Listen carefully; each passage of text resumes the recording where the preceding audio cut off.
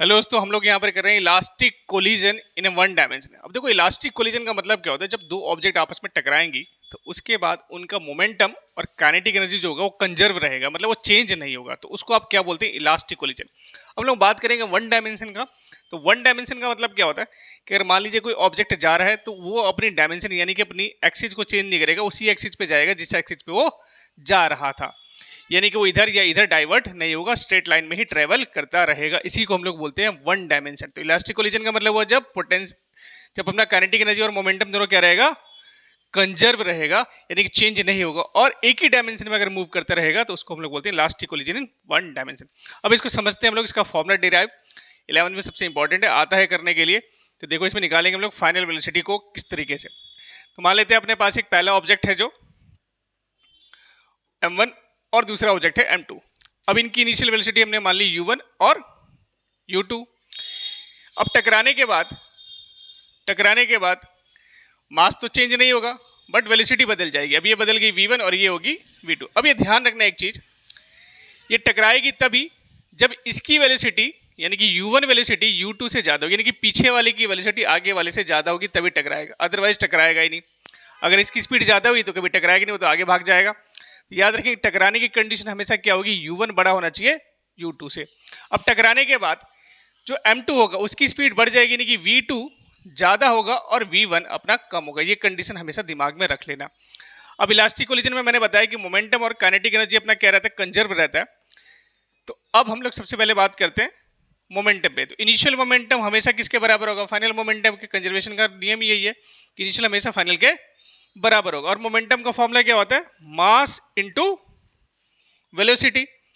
तो m1 u1 m2 u2 बराबर हो गया m1 v1 plus m2 v2 के। अब कुछ नहीं करना है, 9th क्लास में भी पढ़ा है हम लोगों ने। जो m1 वाले उनको एक साइड ले लो, तो इसको हमने उठा के इधर ले लिया और इसको उठा के इधर कर दिया। अब जैसे यहाँ पे करेंगे तो यहाँ पर m1 कॉमन आ जाएगा अपने पास। तो क्या हो गया? m1 u1 minus v1 equals to m2 v2 minus u2। इसको इक्वेशन 1 का नाम दे दो। अब उसके बाद क्या करना है आपको? अब अपने को करना है initial kinetic energy equals to final kinetic energy. तो अब इनिशियल काइनेटिक एनर्जी और फाइनल काइनेटिक एनर्जी अपने को करना है, यानी कि काइनेटिक एनर्जी क्या है? अपना कंजर्व है।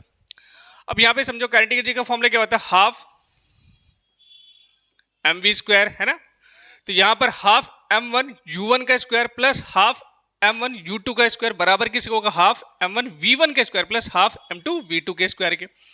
हाफ इसमें कॉमन दिख रहा है, काट दो, कट गया, कट गया, कट गया और कट गया।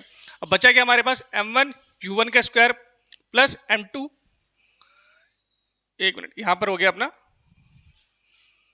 m2, यहां पर m2 है, ये m2 u2 का स्क्वायर प्लस m1 इधर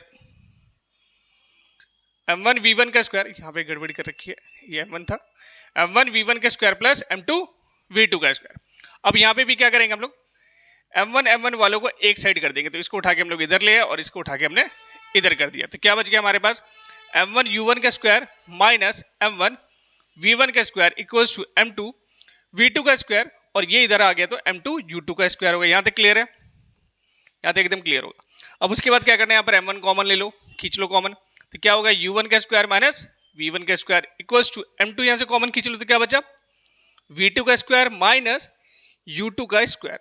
अब देखो यहां पे एक प्रॉपर्टी लगा सकते हैं, ए स्क्वायर माइनस बी स्क्वायर का क्या फॉर्मूला होता है? ए प्लस बी, ए माइनस बी। तो यही वाला हम लोग प्रॉपर्टी यहां पर लगा रहे हैं। तो क्या हो गया? u1 प्लस v1 और u1 माइनस v1। यहां पे भी वही प्रॉपर्टी लगा लो, v2 प्लस u2 और v2 माइनस u2। अब इसको नाम दे दिया इक्वेशन हमने सेकंड का। अब क्या करना है? सेकंड को फर्स्ट से डिवाइड कर देना है, सेकंड इक्वेशन को फर्स्ट से। तो फर्स्ट जो हमने इक्वेशन बनाई थी मोमेंटम की, उसको डिवाइड मार दो इस इक्वेशन से। तो डिवाइड मारने के बाद देखो, हमने m1 u1 v1 इस वाली इक्वेशन को डिवाइड करते पिछली वाली से। तो ये नेगेटिव नेगेटिव वाला यानी कि u1 माइनस v1 अपना देखो कट गया और मास से मास भी कट गया। कटने के बाद आपके पास फाइनली आपके पास क्या आ रहा है? u1 plus v1 equals to v2 plus u2।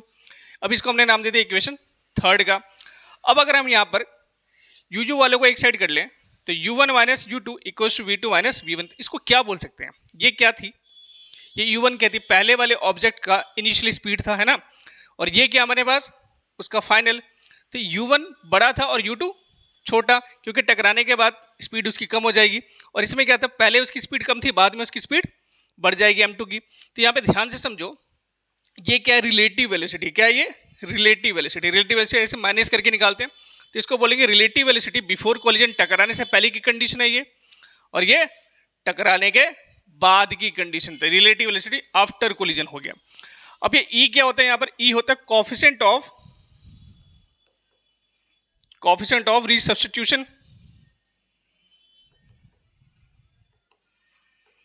अब ई की वैल्यू कैसे निकलेगी, तो v2 माइनस v1 और u1 नीचे मार दो, यानी कि रेशो होता है relative velocity after collision upon relative velocity before collision, ये रेशो होता है। अगर ये रेशो पे ध्यान देना, ई की वैल्यू अगर 1 आएगी, ई की वैल्यू अगर अपनी 1 आती है तो उसको इलास्टिक कोलिजन का केस बोलते हैं। अगर ई की वैल्यू 0 से बड़ी और 1 से छोटी आ रही है तो उसको इलास्टिक कोलिजन बोलते हैं। और अगर ई की वैल्यू 0 आ जाएगी तो उसको भी इलास्टिक कोलिजन बोलेंगे, लेकिन शेप बॉडी का चेंज हो जाएगा। ऊपर के दोनों केस में हम लोग ये मान के चलते हैं कि बॉडी का शेप चेंज नहीं होगा, शेप डज नॉट चेंज। अब क्या करना है, इक्वेशन थर्ड से। तो इक्वेशन थर्ड अपनी क्या थी, ये u1 plus V one equals to V two plus u2। अब इस इक्वेशन को उठा लिया हमने। अब यहां से हम लोग v1 की वैल्यू निकाल रहे हैं, तो v1 की वैल्यू निकालेंगे तो क्या आ जाएगा, v2 plus u2 minus u1। ये अपने पास एक वैल्यू आ गई v1 की। अब इस वैल्यू को हम लोग क्या करेंगे, जो हमने स्टार्टिंग में मोमेंटम की कंडीशन बनाई थी वही कंडीशन में दोबारा लिखी, m1 u1 plus m2 u2 m1 v1 plus m2 v2, वही कंडीशन जो स्टार्टिंग में हमने बनाई थी। अब उसमें क्या करना है, इसी वैल्यू को पुट कर देना। तो जहां जहां पे v1 है उसको पुट कर दो, तो हमने पुट कर दिया। पुट करने के बाद अपने पास कंडीशन ये आ रही है, m1 u1 m2 u2 same, m1 v1 की जगह इस वैल्यू को पुट करा हमने, तो क्या हो गया, v2 plus u2 minus u1। देखो यहां तक समझ लो, एकदम क्लियर है। और इसको हम लोग एज इट इज रख दिया, ठीक है। अब यहाँ पे ब्रैकेट ओपन कर लो और इसको मल्टीप्लाई कर दो। इधर सेम टू सेम है, कुछ नहीं चेंज किया। इधर देखो क्या किया हमने, m1 v2 m1 u2 और minus m1 u1 plus m2 v2। ये फाइनली अपने पास यहां तक आ गया। यहां तक क्लियर है। उसके बाद कुछ नहीं करना, नेगेटिव वाले को उठा के इधर ले आओ, बस इस साइड ले आओ। जैसे इस साइड लेकर आएंगे तो क्या हो जाएगा, अभी m1 u1 है, इधर आकर क्या हो जाएगा, ये भी m1 u1 है, जोड़ के जाएंगे और क्या बन जाएगा 2m1 u1 plus m2 u2 as it is, इधर m1 v2 as it is, m1 u2 as it is, और ये m2 v2 as it is. अब यहां पे क्या करना है, इस m1 u2 को उठा के इधर ले आओ इस साइड। अब इसको इधर क्यों लेकर आ रहे हैं, ताकि हम लोग यहां पर u2 कॉमन मिल जाए, बस इसीलिए लेकर आ रहे हैं और कुछ नहीं। जब इसको उठा के इधर लेकर आएंगे तो क्या हो जाएगा, ये इसको उठा के इधर ले आओ, तो इधर लेकर आए तो अपने क्या हो गया 2m1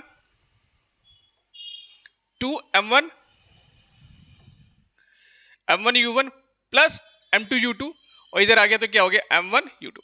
यहां से हम लोग v2 कॉमन ले लेते तो क्या हो जाएगा m1 प्लस m2 और v2। अब हम लोग को कुछ नहीं करना है, केवल v2 की वैल्यू कैलकुलेट करनी है। तो यहां पर हो गया अपने पास 2m1 u1 और यहां से u2 कॉमन ले लो। देखो u2 कॉमन ले तो क्या बचे m2 माइनस m1, ठीक है।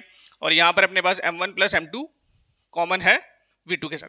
अब यहां से v2 की वैल्यू निकालो तो क्या आ जाएगा, इस m1 m2 को इसके डिवाइड में भी मारेंगे, इस m1 m2 को इसके डिवाइड में भी मारेंगे, तो क्या हो गया 2m1 u1 divide by m1 plus m2 plus u2 m2 minus m1 divide by m1 plus m2। तो ये अपने पास क्या आ गया, v2 का वैल्यू कैलकुलेट करने का फॉर्मूला आ गया। अब इसी तरीके से अगर हमें v1 कैलकुलेट करने का फॉर्मूला निकालना है तो उसके लिए कुछ नहीं करना होता है, जहां जहां पर 1 है वहां वहां पे 2 पुट कर दो, और जहां जहां पे 2 है उसकी जगह 1 पुट कर दो। देखो यहां पर क्या है, यहां पर देखो क्या है आपके पास 1, यहां पर क्या है 1, यहां पर क्या है 2, यहां पर क्या है 2 और यहां पे क्या है 1। तो देखो अगले में क्या किया हमने, 2 कॉमन है, ठीक है। जैसे जैसे m1 था तो m2 कर दिया, u1 था तो u2 कर दिया, प्लस नीचे वाले में यहाँ पर m2 m1 करो, उससे कोई फर्क नहीं पड़ रहा क्योंकि प्लस में ही है। प्लस u2 है तो u1 कर दिया, m2 है तो m1 कर दिया, माइनस m1 है तो m2 कर दिया। ये अपने पास V1 निकालने का भी फॉर्मूला आ गया। तो ये आपके पास V1 और V2 निकालने का फॉर्मूला है और इसी को डिराइव करने के लिए आपको बोलेगा, ठीक है। तो ये आपका elastic collision in one dimension का कंप्लीट डेरिवेशन क्लियर हो गया।